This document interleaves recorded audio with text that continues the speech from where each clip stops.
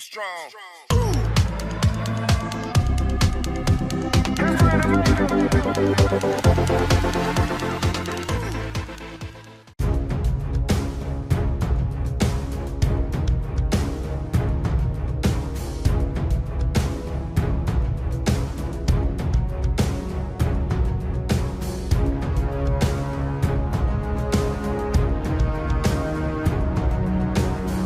Since the U.S. approved the potential sale of 12 F-16 fighter jets to the Philippines in 2021, Manila has been contending with the question of how to finance the costly purchase.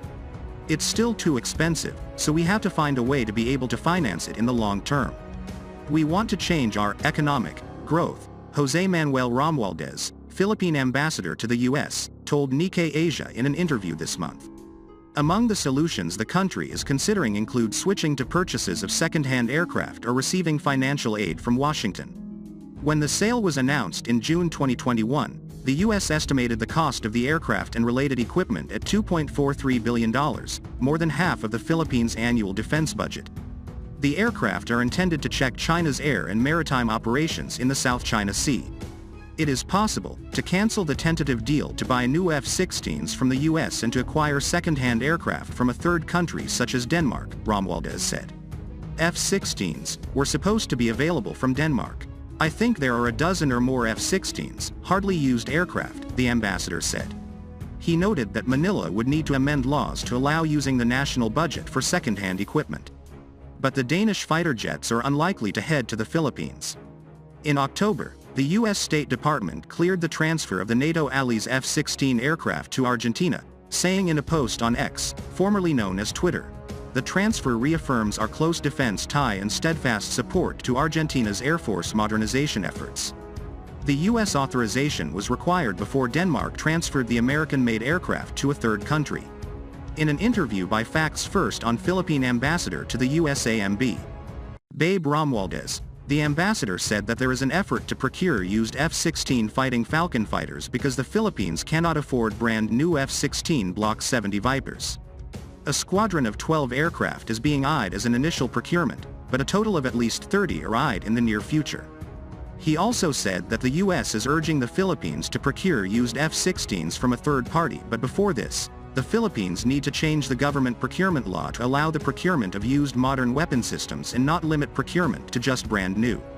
Previously, the Philippines was able to acquire used weapon systems because it circumvents the procurement system since the platforms are actually donated, and costs involved are for refurbishing, repair and refitting of these donated weapon systems, which is allowable in the procurement law. In this case, the offer from a third-party source will not involve a free platform, but instead will be a refurbished and upgraded platform that is ready to use upon delivery. The question now is, why is the U.S. offering to help us procure F-16s from third party when it has F-16s available that it can transfer as excess defense articles?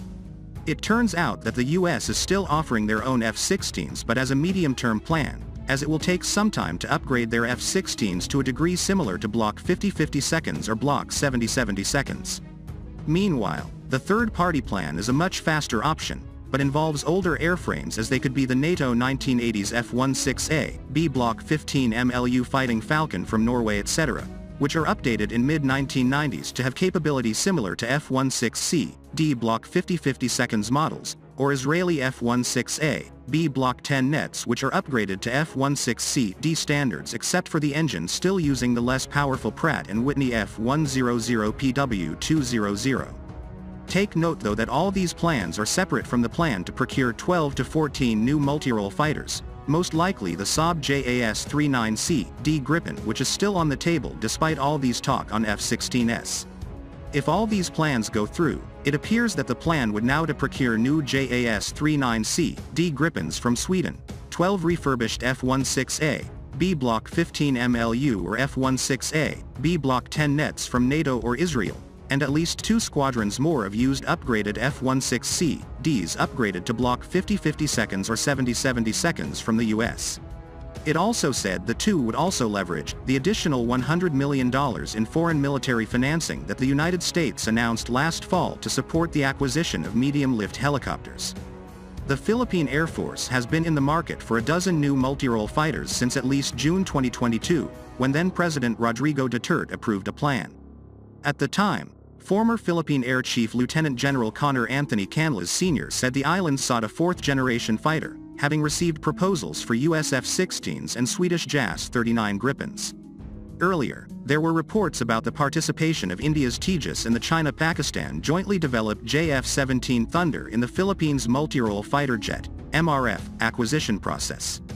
However, no official statements were released from any of the parties involved.